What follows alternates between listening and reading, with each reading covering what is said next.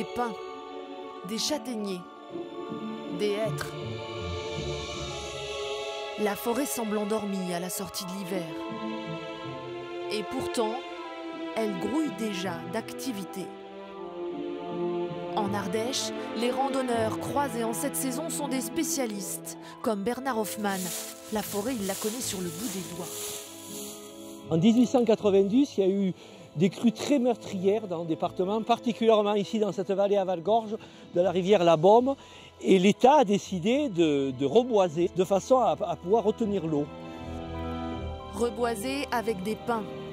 Mais plus on grimpe sur ce sentier, plus c'est le hêtre qui prend racine, celui qu'on appelle ici le faillard. Je crois que c'est le faillard. On arrive au faillard, là, tu vois. Voilà. Enfin, en Ardèche, mais c'est le hêtre. Voilà, c'est tout. Un seul mot d'ordre pour ces pros de la randonnée, comme Jean-François Roche, le respect de ces sites forestiers. Le ruisseau qui coule, c'est de l'eau qui va alimenter les rivières. Et effectivement, il faut que le randonneur prenne soin justement de cette situation. Il faut dire que quand on arrive, on casse la croûte. Et quand on repart, il ne doit pas rester le moindre Kleenex, le moindre papier. Il ne doit rien rester. Surveiller, gérer les forêts publiques. C'est le rôle des gardes forestiers, de l'Office national des forêts. Laurent Goliard est l'un d'entre eux. Sa mission s'étend sur une partie du territoire ardéchois. On représente l'État dans les forêts domaniales et après dans les forêts communales, on a un rôle de conseil afin de développer son patrimoine forestier. C'est la saison des plantations. Il supervise un chantier avec François Chifflet du parc régional des Monts d'Ardèche. Ici, 80 hectares d'arbres sont partis en fumée en 2014. Les ouvriers plantent les pins de Salzmann qu'on a élevés en pépinière. Ce sont des plants de 2 ans. Objectif, planter 500 pins particuliers, les Salzmann, une variété locale. Ben, c'est un peu le pain de pays. Après, là, on est sur de la conservation de la biodiversité. C'est une espèce qui est classée au niveau Natura 2000, au niveau européen, donc sur des listes de protection. Donc, il est du devoir justement des collectivités et d'autres organismes publics d'essayer de conserver cette espèce. Le pin Salzmann remplacera le pin maritime qui a envahi la région. Seul souci, il pousse moins vite. Le pin de Salzmann grandit 2 fois moins vite que le pin maritime. Pour faire un arbre, on va dire de dimension à peu près respectable pour que ce puisse être commercialisé, eh bien, il faut au moins 80 ans. Et on n'arrose pas là, c'est une question. On n'arrose pas. Là, une fois que les ouvriers ont mis le plan, on attend que les plants démarrent au printemps. Et c'est suite à l'automne qu'on va essayer de voir un peu le taux de reprise. Une autre mission s'annonce pour Laurent Goliard. Cette fois, il reçoit des renforts. La parcelle, elle se situe derrière moi. Hein. Donc, vous voyez, donc, la piste est là, le ruisseau que l'on voit juste derrière les voitures se situe ici, en limite de parcelle. Dans cette forêt communale qu'ils gèrent, ils vont choisir les arbres, des pins maritimes qui seront bientôt abattus. Le prélèvement donc, est prévu de 350 mètres cubes. Et les feuillus? On ne touche pas aux feuillus? Voilà, les feuillus, donc, vous allez surtout trouver des zones en bord de ruisseau et du chêne dans la parcelle, surtout dans les zones un peu d'accumulation de terre. Lorsqu'on est sur des versants, il y a assez peu de feuillus. Et bien sûr, les feuillus, on n'y touche pas. Avec un marteau qu'il faut affûter, ils marqueront les arbres sélectionnés. C'est l'outil indispensable. C'est le marteau forestier qui permet de marteler, voilà, qui permet de désigner les arbres qui seront choisis pour la vente et donc pour la coupe. Pas question de tout couper, ni de couper n'importe quel arbre. Rien ne sera choisi au hasard, les consignes sont strictes, il va falloir les respecter.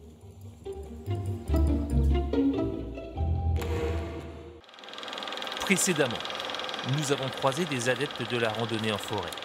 Pendant ce temps, Laurent Goliard supervise une plantation de pins ardéchois et s'apprête avec l'équipe de l'ONF à marteler les arbres.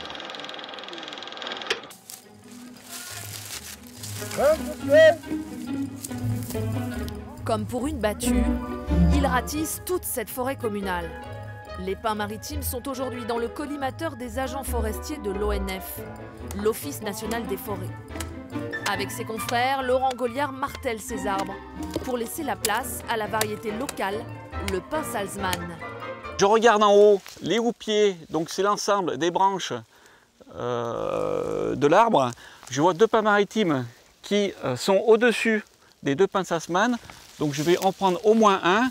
Celui-là gêne le plus les deux pins Salzmann. Le bûcheron, lui, devra faire son trait de scie au-dessus de la marque. Chaque arbre est signé du sceau de l'ONF. Et son diamètre mesuré pour être répertorié 55 par un des agents forestiers. 30.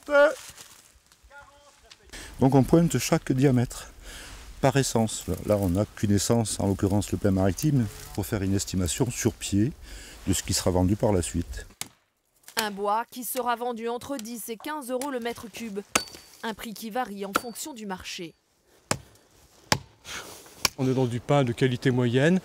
Vous avez vu que souvent les troncs sont très sinueux, très tortueux. On n'est quand même pas dans de la grande qualité. Ça peut faire de la palette, ça peut faire aussi du bois d'industrie. Bon, selon la taille, le diamètre des arbres. Martelés par l'ONF, ces pins seront coupés d'ici quelques mois. Mais la forêt publique, ce n'est qu'un quart de la forêt française. Le reste appartient à de nombreux propriétaires privés. Jean-Michel Préau possède plusieurs hectares disséminés, comme ces deux parcelles de part et d'autre de la route. Voilà, on est dans ma forêt. J'ai ici deux parcelles, une petite qui descend, vous voyez, c'est très abrupt. On parle des Cévennes comme d'une montagne. Ramasser des châtaignes ici, c'est pas facile, mais pourtant il y a de très beaux fruits. Et au-dessus, donc, ça part un peu en hauteur. J'ai acheté ces forêts pour récolter des châtaignes et puis me faire mon bois de chauffage. Je chauffe au bois en grande partie.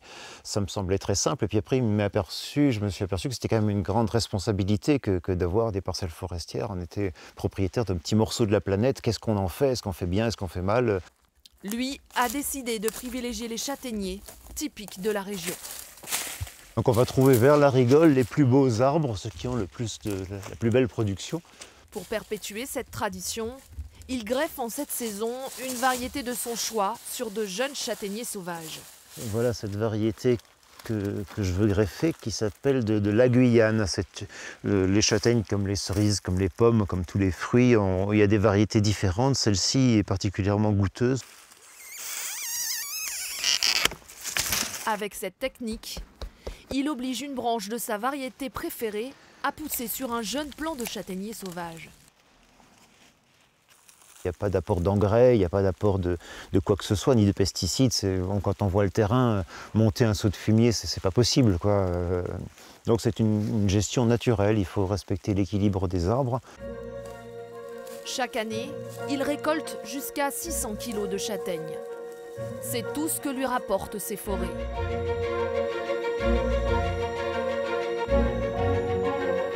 Mais la forêt est parfois plus rentable, comme sur ce gros chantier dans les Cévennes ardéchoises. L'accès y est parfois difficile pour les exploitants forestiers comme Bernard Philippe. Les Cévennes en général sont une zone compliquée parce qu'on a des pentes, on a la présence de rochers, on a des routes en plus limitées en tonnage souvent, alors que dès que l'on va plus haut, on attaque le COS, l'exploitation forestière, il est plus facile. Bernard Philippe supervise ce chantier tout en veillant à la sécurité. Assure le coup sur les manœuvres. Là, tu es dans le vide, si tu te loupes au moment où tu passes avant-arrière... La mission de cet exploitant forestier, couper 6000 arbres. Le chantier va durer 2 mois. Précédemment, toute l'équipe de l'ONF a choisi les arbres à couper. Ce propriétaire, lui, greffe ses châtaigniers, pendant que Bernard Philippe exploite le bois d'une grande forêt privée.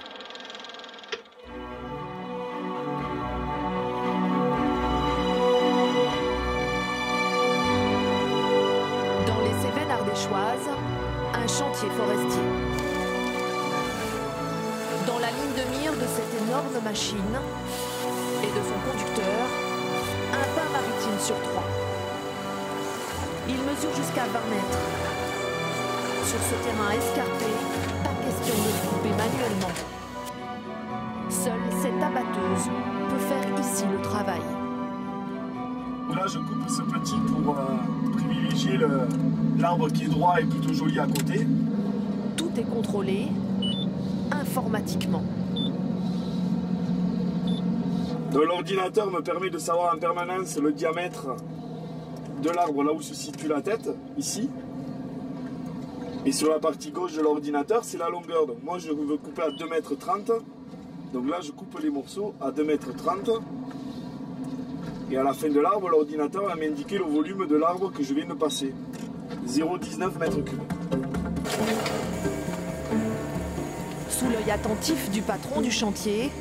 Il faudra éviter, Kevin. Là, comme ils sont, c'est nickel. Qu'ils soient tous par la patte. Hein. Il faut débarder, sortir le bois de la forêt. Des manœuvres parfois délicates.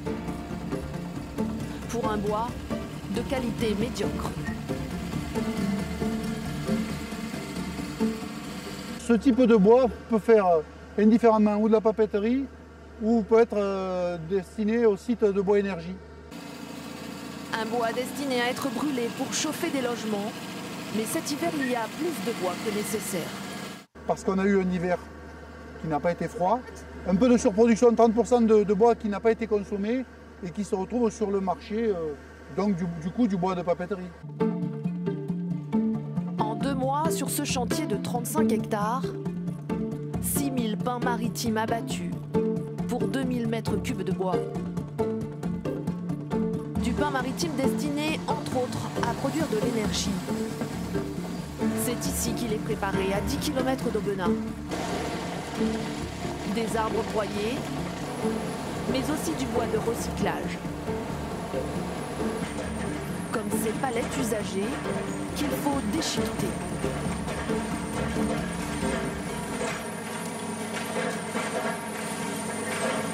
Lionel Plancher récupère aussi un autre type de déchets de bois de la région. Ça, c'est des déchets provenant des scieries. Voilà. Donc, c'est des sous-produits de la scierie. Ici, on fait un mélange de produits en fonction de la chaufferie. Donc là, on est sur des produits pour des grosses chaufferies, avec un mélange aussi de déchets provenant du recyclage, qui sont des palettes broyées, et de la plaquette forestière. On a un mix des 3 produits.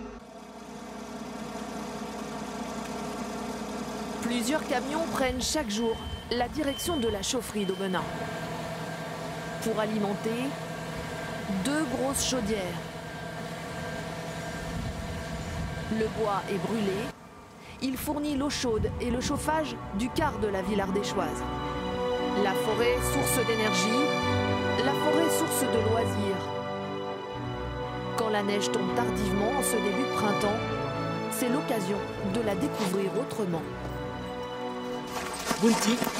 Bounty. Voilà, donc lui il sera en tête de ton attelage, accompagné de flocons. Donc Bounty Husky, et là tu as une 3e race, qui est le samoyède. Donc du coup tu as un malamute, 2 huskies de Sibérie, oui, et un samoyède. Super. À 1300 mètres d'altitude, Gérald-Éric Lavallée organise des sorties avec ses chiens de traîneau. On est obligé d'accompagner, d'aider un petit peu les chiens, en montée, voire en patinant, voire en marchant même derrière si on franchit un obstacle important. Ça ne peut pas être monotone. La forêt, il n'y a pas 2 arbres identiques, il y a toujours quelque chose qui attire ton regard. Il se passe quelque chose qu'on ne peut pas décrire, quoi. Qui se vit à l'intérieur. Donc voilà, la forêt est belle en toute saison. C'est parti pour une randonnée particulière. Non, droite. Okay. Une échappée au cœur de la forêt ardéchoise.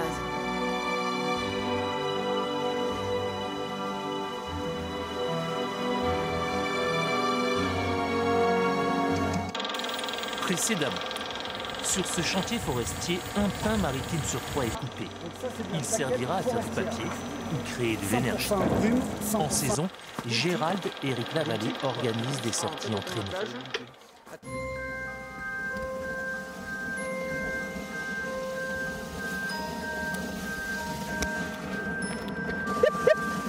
Ok les chiens. Devant. En compagnie d'Oli, Grizzly et tous les autres, cet éleveur enseigne la conduite de traîneau avec ses chiens. La forêt est un peu le domaine de ses bêtes. La forêt réveille ce côté de prédateur et de chasseur. Du chien, son côté un petit peu loup et proche de l'environnement naturel. Et le chien en forêt, il a beaucoup de plaisir, quoi. Du plaisir partagé par l'élève, une redécouverte de la forêt. On la voit sous un autre angle, sous une autre couleur, sous sa couleur d'hiver, avec la neige. Pas de bruit, juste le bruit de la glisse. Et en plus, ça nous permet de voir les empreintes également d'animaux, de chevreuils, de sangliers. On a une hermine aussi qui passe dans le coin. Donc c'est vraiment une approche différente et oui, on s'en lance pas, quoi. Bien les chiens, c'est bien. Allez. Dans ce pays très vanté, la forêt protège aussi. Elle permet de maintenir le manteau neigeux un peu plus longtemps.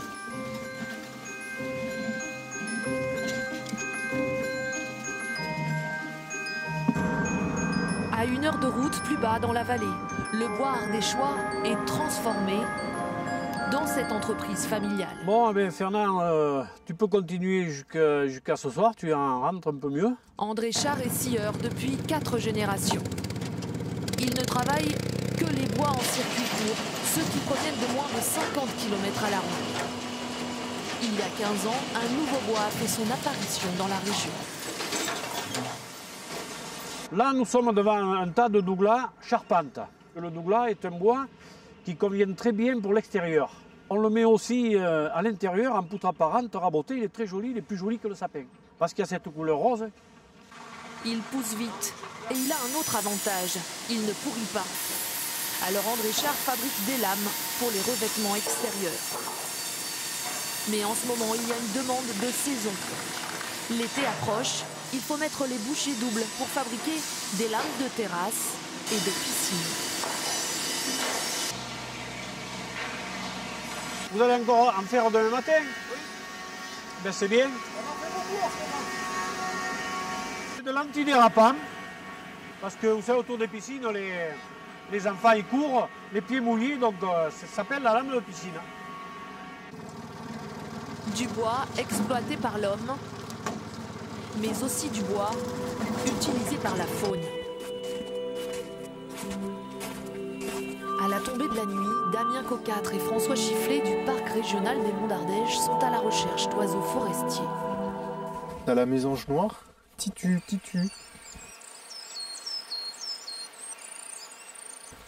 Et après, tout à l'heure, ce qu'on entendait là, avec la petite trille, là, c'est la mésange huppée. Voilà, elle vient faire tring. Ce qui les intéresse particulièrement aujourd'hui, c'est une chouette qui a fait sa réapparition en Ardèche il y a plusieurs années, la chouette de Tengmalm. Alors c'est parti. Et pour l'attirer, un leurre.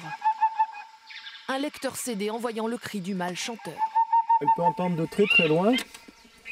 Et à ce moment-là, il faut lui laisser le temps de s'approcher pour répondre en fait.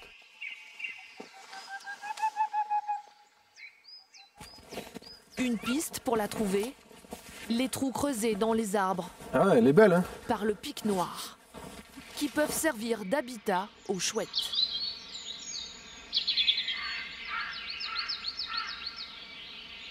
Le pic noir, c'est lui qui va creuser le trou dans l'arbre pour justement se nourrir, aller chercher les larves d'insectes qui sont dans le bois.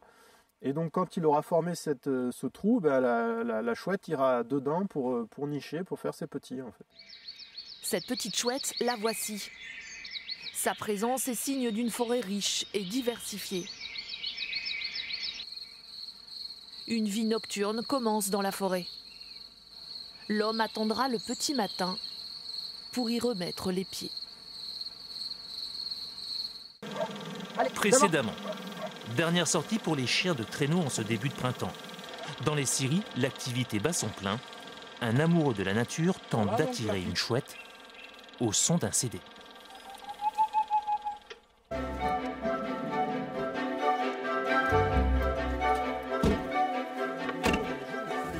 Aujourd'hui, ces randonneurs sont en mission. Il faut pas mal de matériel et puis il faut être assez minutieux. Allez, on y va. Opération balisage avant l'été pour ces bénévoles. Là, la balise n'est pas très nette. Parce qu'avec la pluie, le vent, les intempéries. Ils vont repeindre la signalétique effacée. Juste assez, parce que sur le hêtre, c'est un peu délicat à baliser tout le temps. Pourquoi? Parce que si on frotte trop, l'arbre souffre. Voilà. C'est la couleur d'un GR de pays. Hein. Une grande randonnée de pays. Donc jaune en haut, rouge dessous. Bon, on va s'arrêter là. Hein. Que là, les gens risquent de se tromper, d'aller tout droit dans le ruisseau. Là, ça peut être dangereux. Donc, comme on passe là, on va mettre une croix. Hein. D'ailleurs, là, on va la mettre là. Il faudrait pas mieux la mettre sur un arbre? Ouais, mais l'arbre, il faut couper. Moi, ça, je trouve que c'est pas normal. Tu aurais dû tenir compte de notre avis à nous 6. Hein, on aurait dû voter. On aurait dû voter. On va pas voter quand même. C'est une révolution, voilà. Une croix qui sécurise l'endroit. Dans ce département, il y a 7000 km de sentiers à entretenir. Entretenir la forêt, mais aussi l'étudier. À Jaujac, dans le parc des Monts d'Ardèche, il faut faire l'inventaire de cette forêt quasi sauvage. Objectif, évaluer son évolution tous les 5 ans dans un rayon de 20 mètres autour de ce piquet. Freine. 22. Ensuite, un châtaignier. Diamètre 22. Qualité D. 24, qualité D. Par contre, tu notes, il y a du lierre. Un laboratoire à ciel ouvert dans lequel on ne plante pas et on coupe peu. Et le but justement, c'est de ne pas planter, mais c'est d'aider la nature et de se baser sur cette régénération naturelle qu'on va favoriser. Donc pour la propriétaire, c'est intéressant parce qu'on aide la nature, il n'y a pas d'investissement et on favorise ce qui pousse. Donc c'est déjà les bonnes essences qui sont au bon endroit et on va les favoriser, on va garder les plus jolis sujets. À Jaujac, cette forêt est devenue un modèle de biodiversité. Une forêt idéale pour trouver des fruits sauvages ou des champignons. À l'auberge du Bèze, les agents forestiers se retrouvent parfois pour déjeuner. Au fourneau, Thierry et Marie-Pierre Champel, ils cuisinent toujours les produits locaux au menu bœuf du pays. Et là, je vais faire sauter des pieds de mouton pour ajouter. Et je ferai sauter aussi quelques cèpes pour avoir une palette de champignons de nos forêts, là, de la forêt des Chambons. Et en dessert... Ça, c'est la récolte du mois d'août. Voilà. Les myrtilles de la forêt voisine. C'est vraiment un fruit bio par essence, hein, puisqu'il est sauvage. Elles sont grosses cette année, elles ont été très belles. Ouais. Elles sont belles pour... Ouais, c'est pas tous les ans. Voilà. On nous a préparé un mitonnade de bœuf, donc bœuf du pays, avec des cèpes de la forêt, des pieds de mouton. Voilà. Très bien, merci. Tout le monde aime les champignons, j'espère. Oui. Bon,